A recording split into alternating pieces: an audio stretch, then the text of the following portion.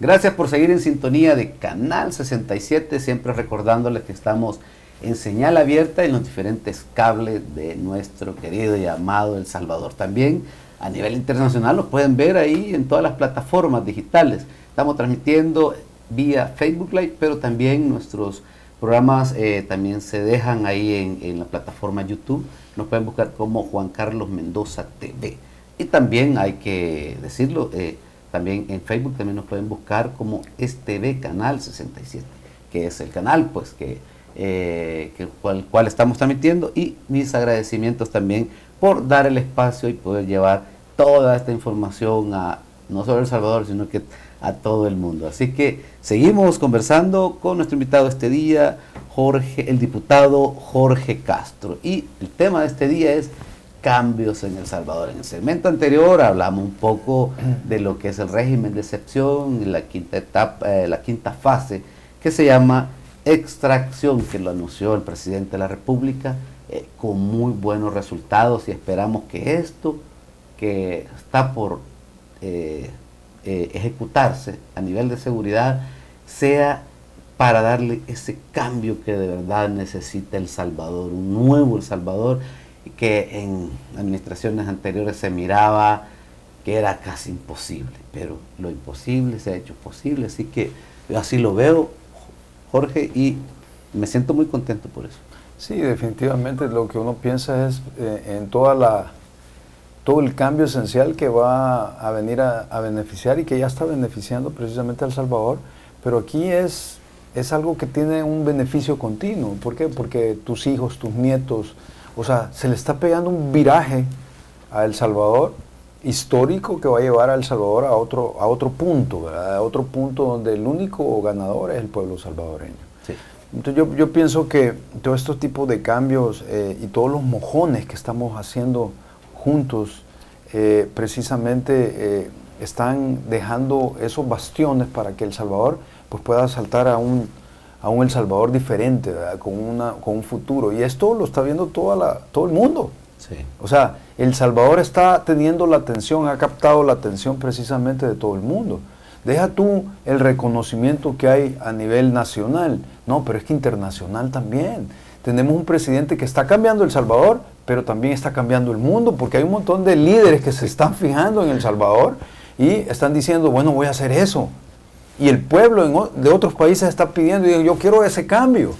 Hasta el presidente pide de sí. otros países. Entonces, o queremos un Bukele, ¿verdad? Queremos sí. un Bukele en este país. Y entonces toda la gente tiene su mirada puesta en nuestro país, y esto va a generar precisamente inversiones, trabajo, oportunidades, ¿sí? Aquí se están acercando países que jamás se habían acercado, inversionistas que en su vida habían pensado venir a El Salvador, y cuando vienen a El Salvador ven un país totalmente diferente y se van contentos, queriendo invertir. Entonces estos cambios que percibimos, precisamente el mundo entero está en total atención.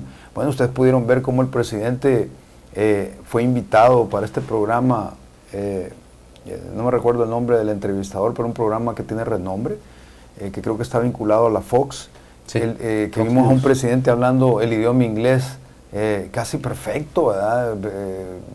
Un muy buen inglés el del señor presidente, y los puntos que él estableció en esa entrevista muy importantes, y ustedes vieron el reconocimiento que le dio el entrevistador cuando le dijo, usted por mucho es el líder más aceptado en todo el mundo. Es del país más pequeño. Y entonces, ¿cómo no nos vamos a sentir orgullosos? Claro. ¿Cómo no nos vamos a sentir en nuestro corazón como parte de eso? Cuando El Salvador solo era mencionado por ser el país más violento del mundo. Sí, las pandillas. Las pandillas. Sí, sí. Entonces, todos esos cambios, Juan Carlos, son importantes. Sí. Bueno, yo creo que el presidente de la República, pues desde un primer momento lo vemos en la ONU, haciéndose una selfie. Sí. Dijimos, tenemos un presidente totalmente diferente a los demás. Y en esta nueva edición llega el presidente y les dice que el trabajo que están haciendo no es el correcto en la ONU. ¿Qué pensó Jorge Castro cuando vio al presidente haciendo eso? Me sentí orgulloso, realmente me sentí muy orgulloso, sobre todo cuando él se enfocó, es cierto, en estos países que no dejan a otros países desarrollarse porque los ven como fincas, ¿verdad? Y entonces él hizo un parangón de una casa de alguien que vivía con mucho dinero y una casita de alguien que no vivía con mucho dinero, y como el de la casa grande no dejaba que el de la casita chiquita arreglara su casa. Entonces, pero me encantó la parte donde él también hizo una invitación directa, hizo una invitación a los países que precisamente son países pobres, países que se encuentran anclados y que se encuentran de alguna manera con cadenas, a soltar esas cadenas. Y les dijo, no, aquí hay que entender que nosotros como países tenemos derecho a nuestra soberanía y a tomar nuestras propias decisiones y a empujar por un país libre. Sí. Sí. Bueno, yo creo que todo esto, Jorge, también le podemos agregar que en esta Asamblea Legislativa, en esta nueva Asamblea Legislativa, también dentro de los cambios que ha tenido el país, se reformó el Código Penal en sus artículos 32 y 34, sí, para ponernos un poco a tono en esto. ¿Y eso qué significa? Significaba eliminar la prescripción de delitos que antes le permitía que usted podía 10 años, ¿verdad? Sí, y eso se eliminó. Se eliminó, es correcto. Es un cambio en esencia abismal. ¿Por qué? Porque fíjense, ¿qué hacían los funcionarios de antaño, Juan Carlos? Robaban todo lo que querían, robaban por aquí, robaban por allá. Esperaban ellos que sus gobiernos por lo menos duraran 2 periodos, ¿sí? Sí. Y en esos 2 periodos obviamente se cumplían 10 años. Entonces, libres. Entonces ellos ya la responsabilidad, la acción civil prescribía, la acción penal prescribía, y entonces ellos solo tenían que esperar 10 años. Se escondían 10 años o no se escondían porque seguían robando los otros.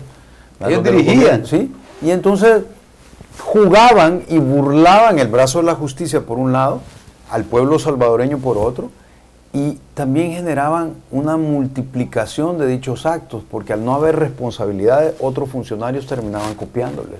Sí. Entonces decían, solo tenemos que esperar 10 años. Queremos hablar de Funes, por ejemplo. Él robó más de 400 y pico de millones, laceró el pueblo, al pueblo salvadoreño, el dinero del pueblo, y solo estaba esperando 10 años. Después de esos 10 años él no hubiera podido venir aquí, no le hubieran podido hacer nada.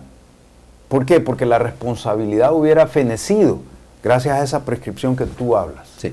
Bueno, y no hablemos solo de presidentes, también hablemos de alcaldes. Alcaldes que tenían cantidad de auditorías donde les descubrieron tantas cosas y de repente ya no tenían nada en la Corte de Cuentas. Sí. Bueno, yo debo de mencionar, hay muchos pues, pero voy a mencionar Santa Ana, donde nosotros vivimos, la administración que tuvo el PDC en aquel momento con sí. Orlando Mena. Sí. Sí, tenía como 32 observaciones, no sé cuántos reparos, y de repente, por arte de magia, Rodolfo Parker hacía movimientos por ahí y ya no tenían nada, y volvía a participar para una próxima. Sí, no, entonces, son actos de corrupción que se cubrían bajo la ley les permitía robar y después ya no. Bajo la ley, diría yo, y el acompañamiento de las instituciones contralores, ¿verdad? Porque, por ejemplo, la Corte de Cuentas terminaba cediendo. ¿Por qué? Porque eran comprados con dinero del pueblo salvadoreño. Entonces ellos bailaban al son de los compradores, ¿verdad? Sí.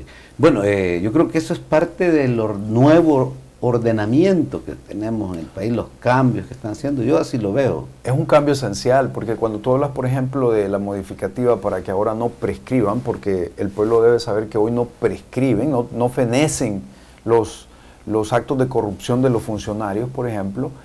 ¿Qué implica esto? Miren, nosotros no solo modificamos la ley, no solo le habilitamos ir hacia atrás, porque quiere decir que todos aquellos actos que se encontraban prescritos del montón de funcionarios corruptos, hoy ya no están prescritos, quiere decir que el brazo de la justicia los puede alcanzar, y también nos pusimos la camiseta. Sí. ¿Por qué? Porque todos los funcionarios que cometan actos de corrupción de aquí para adelante, van a tener que pagarlos, y no les van a prescribir, jamás les van a terminar, pueden pasar 10, 20, 30 años, que siempre van a ser responsables tanto de la acción penal como lo otro. Sí, bueno, yo creo que son parte de todos los cambios que se están percibiendo. Dentro de todo eso viene el factor económico. Sí. Yo creo que, bueno, cuando hablamos de la economía individual de cada uno, pues, es bien complicado, pues, porque hay unos perciben una mejor economía, otros peor, pero en términos generales de país, yo creo que cuando los números que nos han estado dando los entendidos en materia económica nos están diciendo que se ha aumentado, incluso ha aumentado la recaudación.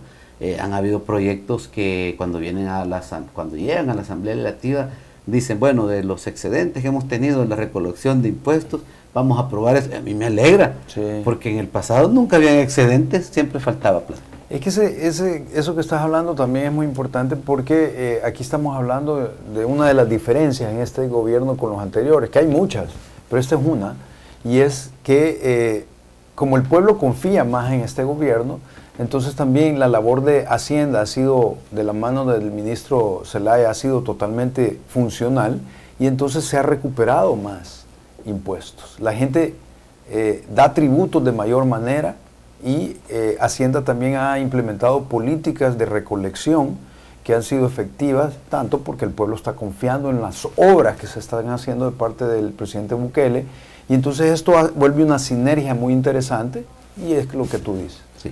Bueno, yo creo que en el tema económico, la Asamblea Legislativa y el presidente de la República han tenido un papel fundamental. Obviamente, pues aquí se hace a petición del presidente porque él sabrá con sus análisis en el Ejecutivo dónde necesita plata y todo eso, o dónde también pueden invertir, a dónde pueden ayudar. Mientras estabas dirigiéndote a la población, estaba recordando que, bueno, el presidente Nayib Bukele está en su primer quinquenio, sí, ¿verdad? Esta Asamblea Legislativa, este periodo también, ya vamos casi que en la misma fecha vamos a este tipo de elecciones, pero el presidente de la República en su primer año no pudo gobernar porque sí gobernó a pesar de la oposición que era la mayoría. Así es. Y yo recuerdo, nosotros como Gana éramos los 10 votitos ahí que incondicionales pusimos al pecho y nos agarraban como ellos querían y no aprobaban nada.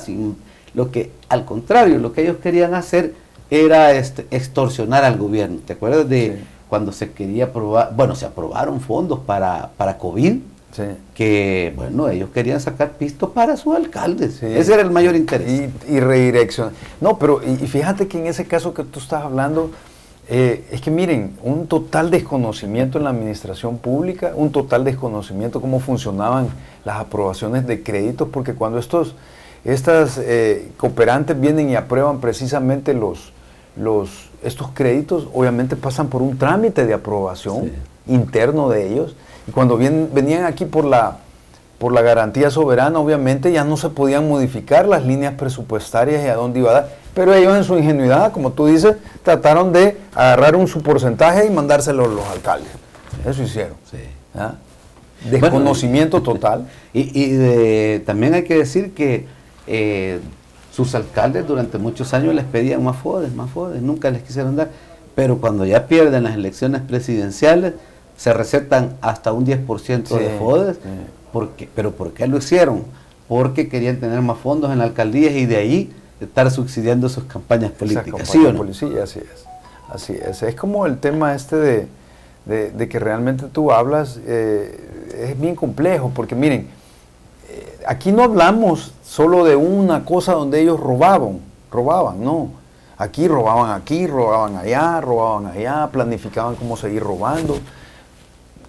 Violentaban la estructura funcional del país, por ejemplo, privatizaron las AFP, las pensiones, había un sistema pluralista que funcionaba, lo violentaron y es lo que hablamos, Juan Carlos, robaban por todos, pero tú tocaste el punto específico de cómo el presidente, estamos hablando de 3 años de gobierno, pero realmente como un año y meses realmente fue una ejecución dentro de ese gobierno con un montón de enemigos opositores que tenían poder a través de los órganos fundamentales del Estado, porque teníamos la Sala de lo Constitucional, que estaba bailando al son de Arena y del Frente, y teníamos precisamente la Asamblea Legislativa, donde los únicos amigos eran ustedes.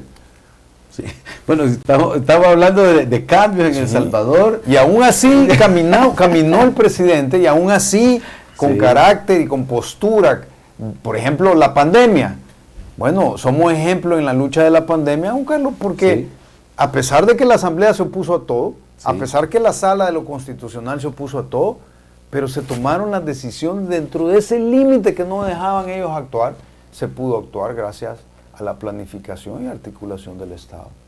Sí, bueno, yo creo que esos son de los cambios estructurales que necesitaba el país, en el caso de, bueno, la Sala de lo Constitucional, el fiscal general anterior, que fabricaban casos, y bueno, y que el fiscal se vio en varias ocasiones con chalecos partidarios, y eso no les importaba ya, porque como doblaban tanto, ¿verdad?, la ley. Entonces, no hay muchas cosas que realmente andaban mal en el país. Yo recuerdo, Jorge, que en una ocasión en una radio, bueno, un par de ocasiones lo dije, me dijeron, mire, ¿por qué no aguantábamos las pandillas? Me dijeron, mire, ¿cómo podemos cambiar el tema de mejorar? ¿Por qué no aguantamos los salvadoreños? Si esa era la queja de todos los salvadoreños. Entonces yo me recuerdo que les dije, mire, fíjese que aquí una reunión de alto nivel con el presidente de la República, el presidente de la Corte Suprema de Justicia y el de la Asamblea Legislativa, arreglamos el país. Pero que sean ellos, que no deleguen a otros. Sí. ¿Verdad? Porque hasta en eso era Aragán. Y yo lo propuse una vez en el pleno, yo creo que les dio risa. Pero hoy vemos, pues de la mano del presidente, creo que están caminando bien los órganos de Estado. Pero vamos a seguir conversando eso cuando volvamos, porque ya nos llegó el tiempo. También el tema económico, también tenemos algunos temas, porque en tema económico en la Asamblea Legislativa se ha hecho mucho. Sí. Vamos a hablar un poco del trabajo de las comisiones, del presupuesto. Yo creo que no nos va a alcanzar el tiempo, pero vamos a tratar la manera. Así que ya regresamos, no nos cambien y seguimos en Canal 67.